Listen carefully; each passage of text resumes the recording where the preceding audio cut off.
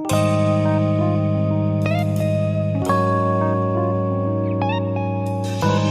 Student, studies S के channel में आप सभी लोगों का स्वागत है। जैसा कि पिछली वीडियो में हम लोगों ने वैद्युत द्विध्रुव के लिए बलयुग्म का गुण का व्यंजक प्राप्त किया था, टाउ बराबर पी ई साइन थीटा। ये व्यंजक हम लोगों ने पिछली वीडियो में बनाया था। इसमें टाउ जो बलयुग्म का गुण है टाउ, ये मैक्सिमम कब होता है और मिनिमम कब होता है, इसके विषय में हम लोग समझेंगे। तो टाउ मैक्सिमम और मिनिमम कब होगा, इससे संबंधित परीक्षाओं में प्रश्न पूछे गए हैं।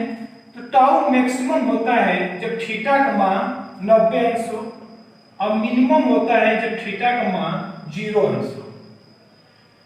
तो जब थीटा का मान 90 अंश होगा तो टाउ का मैक्सिमम मान कितना हो, यहाँ पर थीटा की जगह पर रख कर देख लें कितना आ रहा है मैक्सिमम मान। तो टाउ मैक्सिमम हो जाएगा पी ई साइन थीटा की जगह पर 90 रखेंगे तो टाउ मैक्सिमम बराबर पी ई साइन 90 का मान 1 हो जाएगा। तो इस तरह टाउ मैक्सिमम हमको प्राप्त हो जाएगा पी ई। तो टाउ मैक्सिमम होगा पी ई।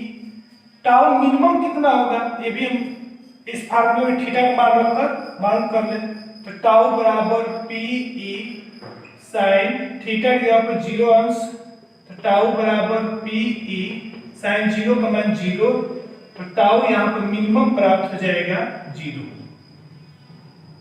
तो मिनिमम बलयुग्म का गुण 0 होगा, मैक्सिमम बलयुग्म का गुण पी ई होगा। अब यहाँ पर जो है इससे संबंधित एक परिभाषा पूछा जाता है कि वैद्युत द्विध्रुव आघूर्ण की परिभाषा बलयुग्म के आघूर्ण के रूप में क्या होगा। तो अगर P बराबर हम यहां से निकालेंगे तो टाउ मैक्सिमम बटा E ये प्राप्त होगा। टाउ मैक्सिमम बटा E। यदि E बराबर 1 मान लें, यदि E बराबर 1 है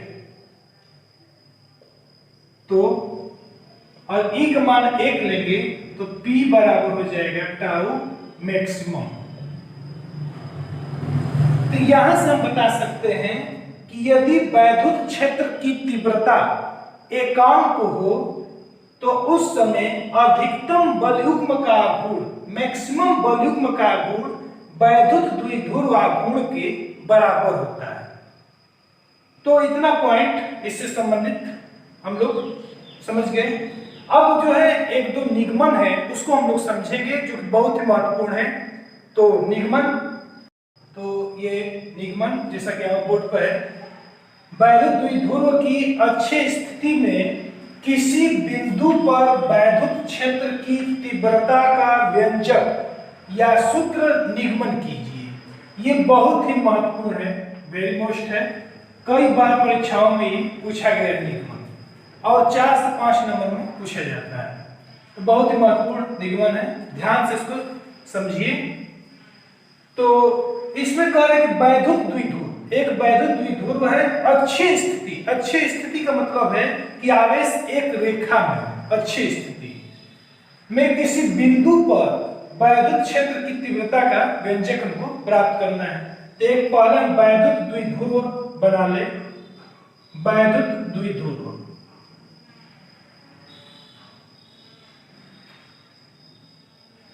वैद्युत द्विध्रुव इसका नाम रखते ए बी।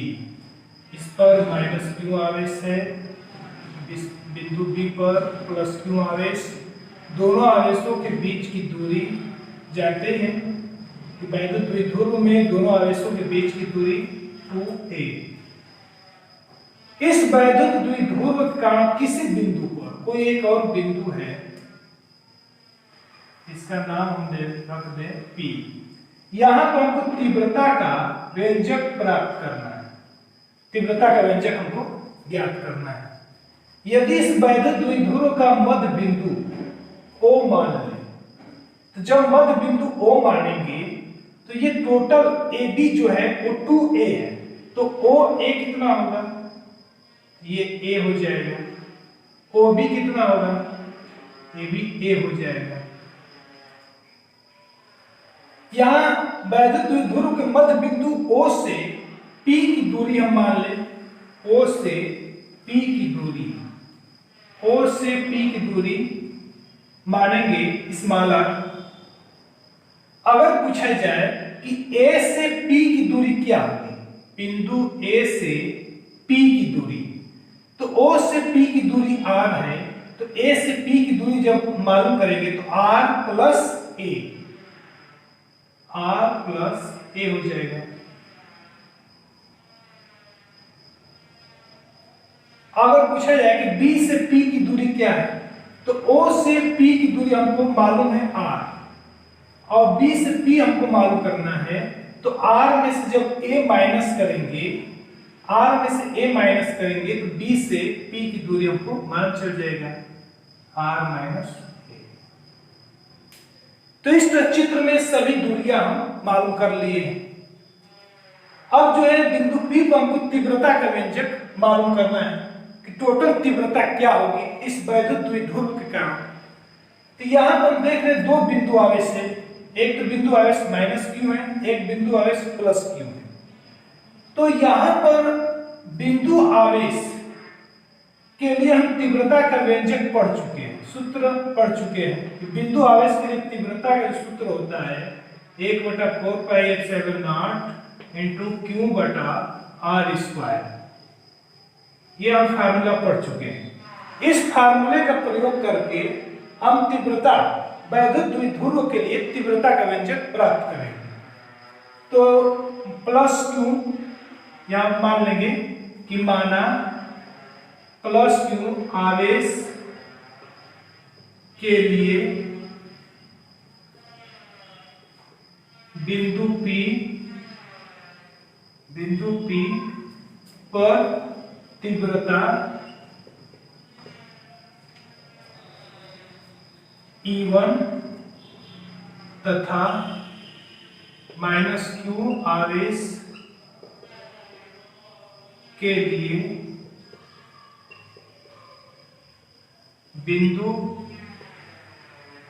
P पर तीव्रता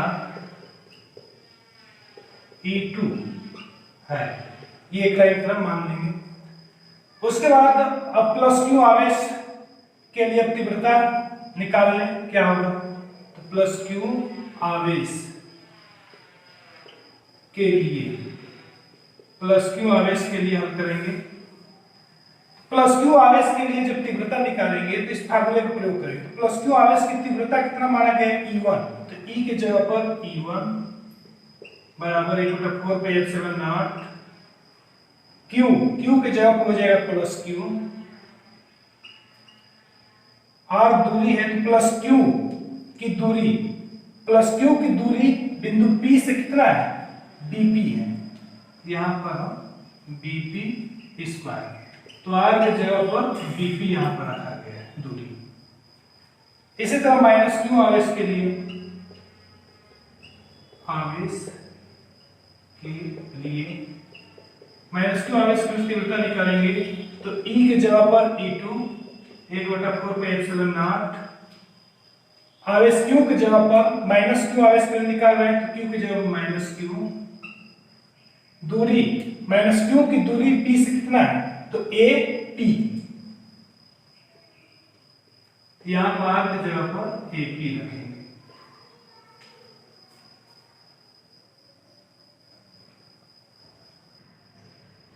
यदि बिंदु P पर कुल तीव्रता, ये तो दोनों आवेशों की तीव्रता A1 A2 हम मालूम कर लिए, यदि बिंदु P पर यदि कुल तीव्रता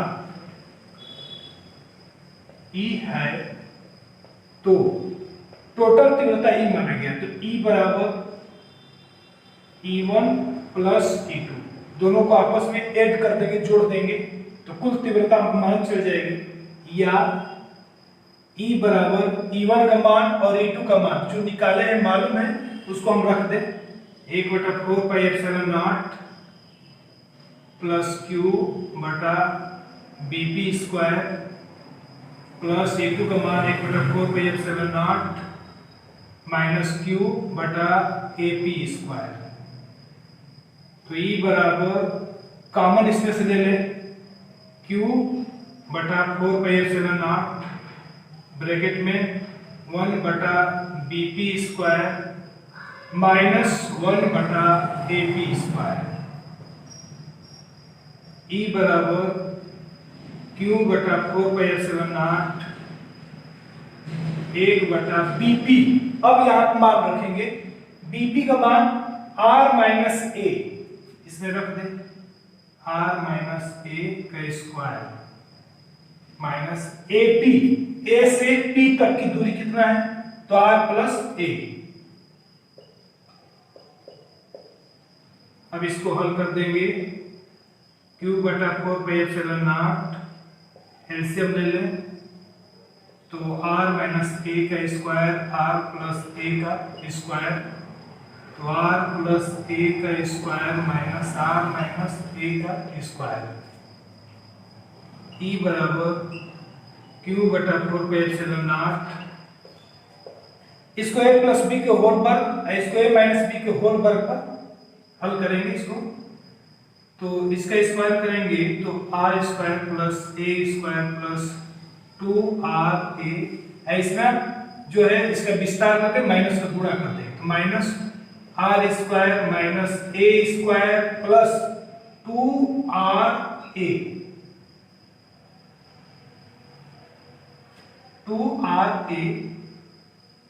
बटा एक ब्रैकेट में A माइनस B, एक ब्रैकेट में A प्लस B, वर्गांतर के फार्मूले पे इसको हल करेंगे, तो हल करेंगे तो ये हो जाएगा R square minus A square का होल स्क्वायर, क्योंकि दोनों पे स्क्वायर है इसलिए स्क्वायर लिख देंगे। E बराबर Q बटा 4πε0 plus R square minus R square plus A square minus A square, इसको जोड़ देंगे तो 4RA R square minus A square का होल स्क्वायर। इसके बाद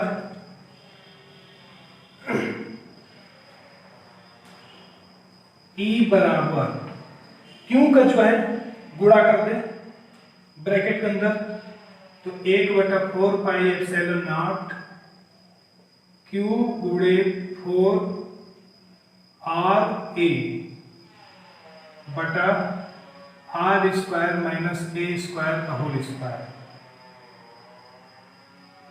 E बराबर 1/4πε0 Q गुणे 4RA को हम इस तरह लिख सकते हैं 2A गुणे 2R, इसका आपस में जब गुणा करेंगे तो यही हमको प्राप्त हो जाएगा R square minus A square का होल स्क्वायर। ये इस तरह क्यों बनाया गया है, यहां पर जो है इस तरह खंड करके क्यों बनाया गया है, तो इसका बनाने का मुख्य कारण यह है क्योंकि हम जानते हैं एक फार्मूला हम लोग पढ़ चुके हैं कि P बराबर होता है वैद्युत द्विध्रुव आघूर्ण बराबर Q गुणे 2A, ये हम फार्मूला पढ़ चुके हैं। तो Q गुणे 2A के जगह पर हम P रख सकते हैं 1/4πε0 Q गुणे 2A के जगह पर P गुणे 2R R square minus A square का होल स्क्वायर। यदि यहां पर मान लें कि R स्क्वायर जो है वो बहुत ही बड़ा है किससे, A स्क्वायर से, A स्क्वायर से I स्क्वायर बहुत बड़ा है, यहाँ पर A स्क्वायर से I स्क्वायर बहुत बड़ा है, लगभग A स्क्वायर जो है नगण्य है, मतलब शून्य के बराबर है, तो इसको हम A स्क्वायर को छोड़ सकते हैं। तो E बराबर 1/4πε0 P गुणे 2R, तो A स्क्वायर को छोड़ देंगे तो R स्क्वायर का स्क्वायर, E बराबर 1/4πε0 यहां पर हो जाएगा P गुणे 2R r पर 4, एक r से इसमें से एक r कैंसिल, 1/4πε0 इंटू 2p बटा r क्यूब। इस तरह जो है अच्छी स्थिति में तीव्रता का व्यंजक प्राप्त हो गया। इस तरह हम लोग अच्छी स्थिति में तीव्रता का व्यंजक प्राप्त कर लिए हैं। तो अच्छी स्थिति में तीव्रता का व्यंजक मिल गया हमको। यदि परावैद्युतांक दिया हो और कहा जाए कि यदि परावैद्युतांक दिया है,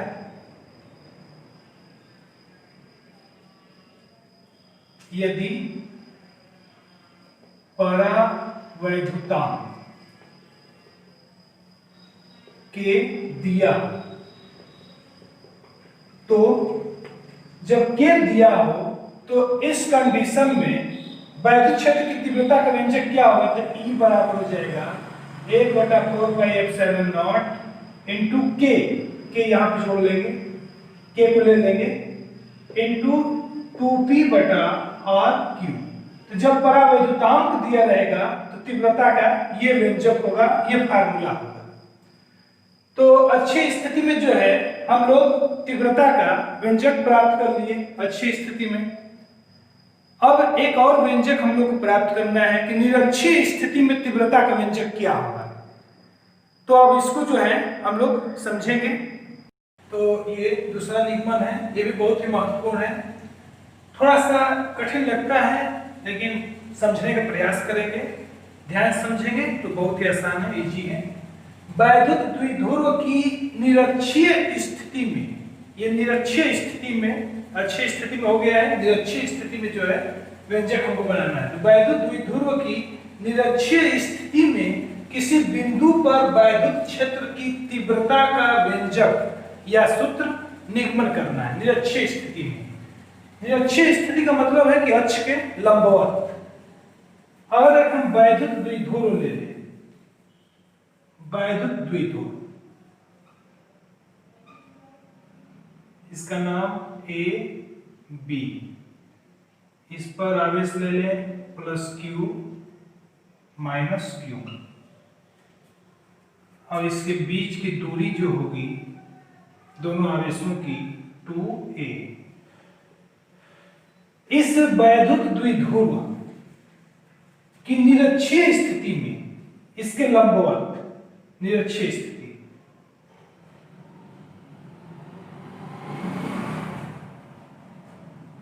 एक बिंदु हम ले ले, बिंदु P, निरक्षीय स्थिति, यहां पर हमको तीव्रता का व्यंजक प्राप्त करना है। इसका वैद्युत द्विध्रुव का मध्य बिंदु O मान लो, तो मध्य बिंदु O है, तो ये दूरी जो है A से O तक की A हो जाएगी, और O से B तक की दूरी A भी हो जाएगा A। अगर हम A से P को एक दूसरे से मिला दें,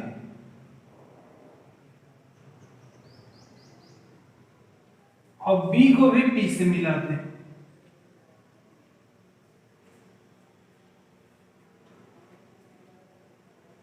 तो A से P को मिलाया गया है, B से P को मिलाया गया है। यहां पे ये जो झुकाव है भुजा AP का, ये जो झुकाव है ये हम मान लें कि थीटा है, तो इसका भी झुकाव थीटा होगा, इसको भी थीटा मान सकते हैं। तो यहां पर एक जो है समद्विबाहु त्रिभुज जैसी आकृति बन गई। बिंदु A या +q आवेश के कारण तीव्रता हम मान ले E1, और B के कारण तीव्रता, B के कारण जो तीव्रता है उसको हम मान ले E2, या -q आवेश के कारण तीव्रता E2। अगर हम E1 को दो घटकों में वियोजित कर दें, तो E1 का तो एक हो जाएगा क्षैतिज घटक थीटा के सापेक्ष, तो E1 cos थीटा, एक होगा E1 का ऊर्ध्वाधर घटक E1 साइन थीटा।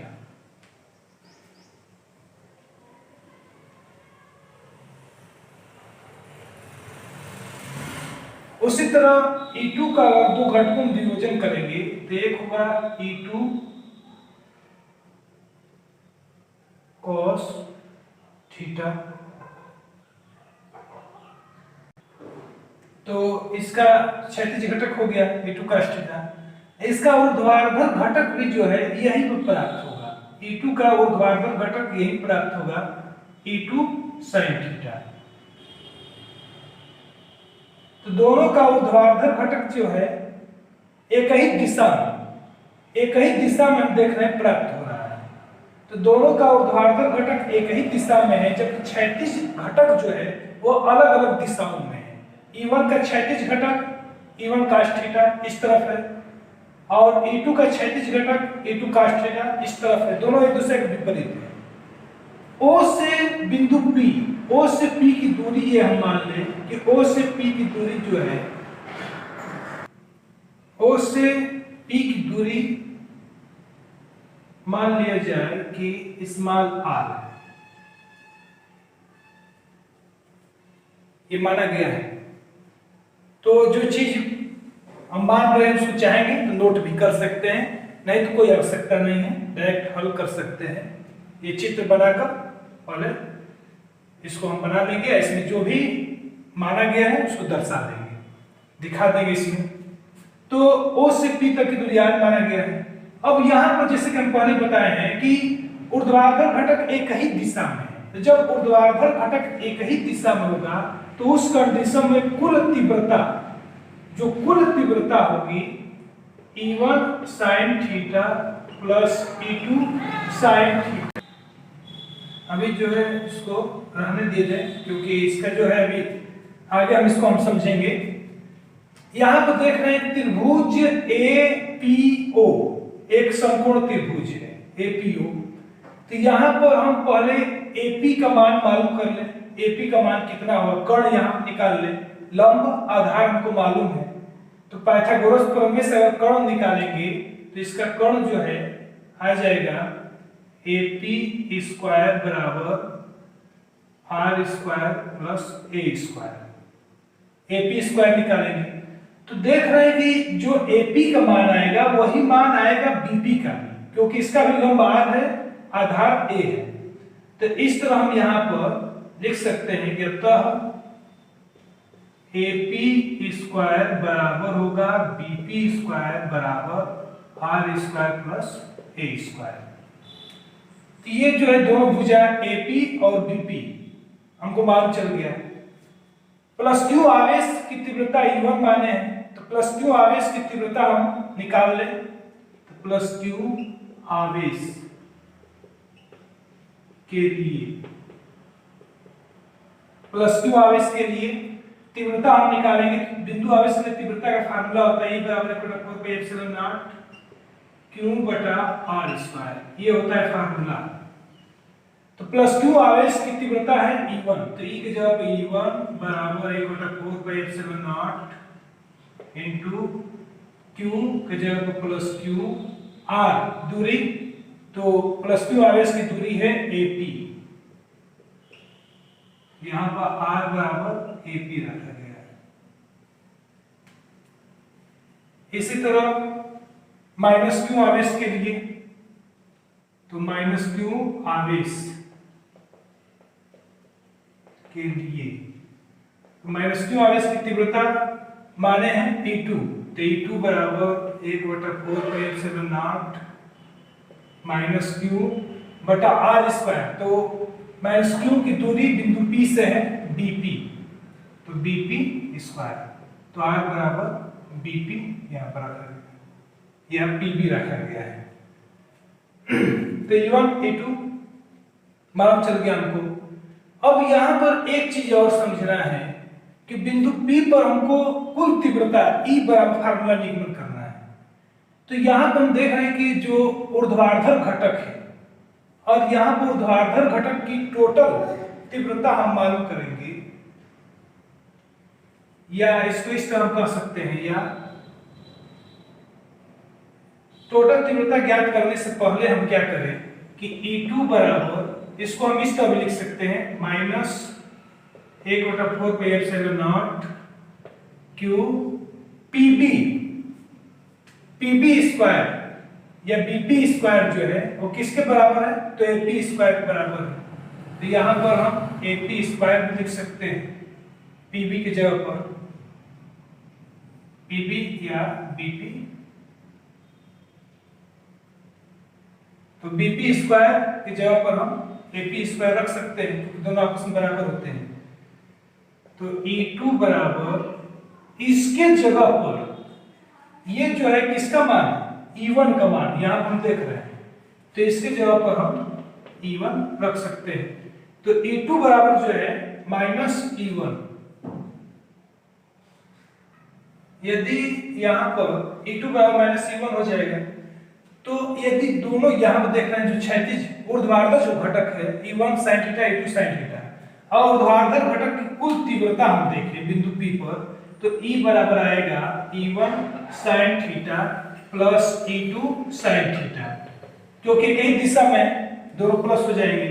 तो E बराबर sin थीटा कॉमन ले लें, तो E1 प्लस E2, तो E बराबर sin थीटा, तो sin थीटा यहाँ पर जो है E1 और E2 का मान यहां से हम रख दें, तो माइनस E1। तो इस तरह हम देख रहे हैं जीरो हो जाएगा, कटकर टोटल तीव्रता कितनी आएगी, जीरो आ जाएगी। तो जो है ऊर्ध्वाधर घटक जो है, ऊर्ध्वाधर घटक दोनों तीव्रताओं का जो है वो उसका परिणामी जो आएगा वो जीरो आ जाएगा। तो इसका जो है कोई प्रभाव नहीं पड़ेगा। इस तरह तीव्रता का व्यंजक ऊर्ध्वाधर घटक से प्राप्त नहीं कर सकते हैं, क्योंकि एक ही दिशा में तो खत्म हो जाएगा। यहां पर देख रहे हैं कि ये जो क्षैतिज घटक है दोनों विपरीत दिशा में है, तो दोनों विपरीत दिशा में है, तो इसको हम इस तरह लिख सकते हैं, तो क्षैतिज घटक के रूप में अगर क्षैतिज घटक के टोटल तीव्रता हम निकालें बिंदु P पर, तो E बराबर E1 cos theta plus E2 cos theta, यहाँ प्लस नहीं होगा माइनस होगा। माइनस क्यों होगा, क्योंकि दोनों घटक एक दूसरे के विपरीत हैं। या E बराबर E1, इसे से कॉमन ले लें cos थीटा कॉमन लेंगे तो E1 माइनस E2, तो E बराबर cos theta E1 minus E2, तो E2 का मान यहां से रख दे माइनस E1, तो ये हो जाएगा प्लस E1, तो E बराबर 2E1 cos थीटा। तो यहां पर जो है टोटल तीव्रता क्षैतिज घटक के रूप में बिंदु P पर हमको मान चल गया। cos थीटा आया, तो cos थीटा का मान हम इस त्रिभुज में मालूम करेंगे APO। लंब मालूम है, आधार मालूम है, कोण हम निकाल चुके हैं AP, तो AP square R square plus A square, या इसको AP बराबर under root R square plus A square भी लिख सकते हैं। AP का मान निकालेंगे तो इसका तो मान आ गया R square plus A square. तो cos थीटा का मान यहाँ पर निकाल कर रख दें, तो E बराबर 2E1 गुणे cos थीटा आधार बटा कोण A बटा under root R square plus A square, या E बराबर 2E1 का मान यहां से, तो E1 का मान है 1/4πε0 Q बटा AP स्क्वायर A बटा R square plus A square.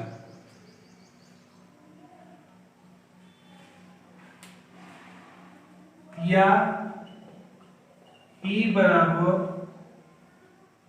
2 को इसमें हम गुणा कर दे, इसको बोले 1/4πε0 इसको लिख ले इंटू 2Q AP स्क्वायर का मान है R square plus A square A बटा अंडर रूट अगर हटाएंगे तो R square plus A square पर हो जाएगा 1/2 घात।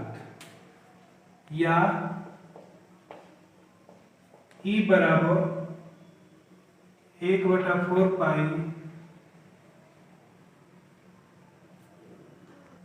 एप्सिलॉन नॉट इंटू 2QA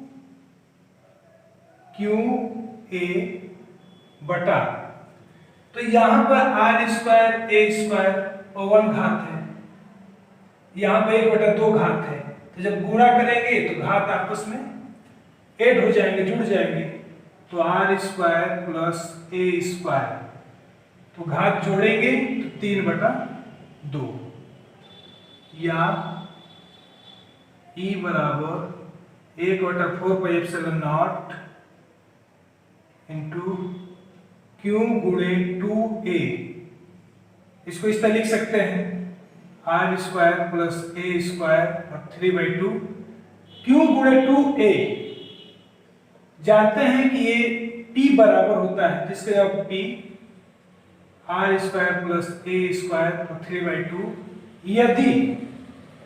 यदि हम मान लें कि r² बहुत बड़ा है a² से, a² अति अल्प है, लगभग 0 के बराबर है, तो a² को हम छोड़ देंगे, हटा देंगे, तो E बराबर 1/4 pi epsilon not into P बटा r² और हो जाएगा 3/2, तो 2 घात से 2 घात कैंसिल हो गया, तो E बराबर 1/4 pi epsilon not into P बटा RQ, R पर 3 घात।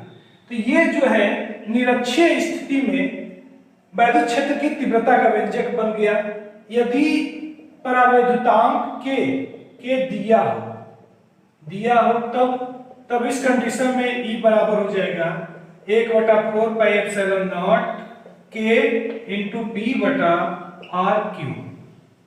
तो इस तरह जो है इस रिलेशन के 2 कठिन निगमन, जो बड़े निगमन थे, हम लोग समाप्त कर दिए और इसी के साथ रिलेशन भी समाप्त हो गया। एक और वीडियो इस रिलेशन से संबंधित अपलोड किया जाएगा जो न्यूमेरिकल आंकिक प्रश्न के रहेगा। तो मिलते हैं नेक्स्ट वीडियो में।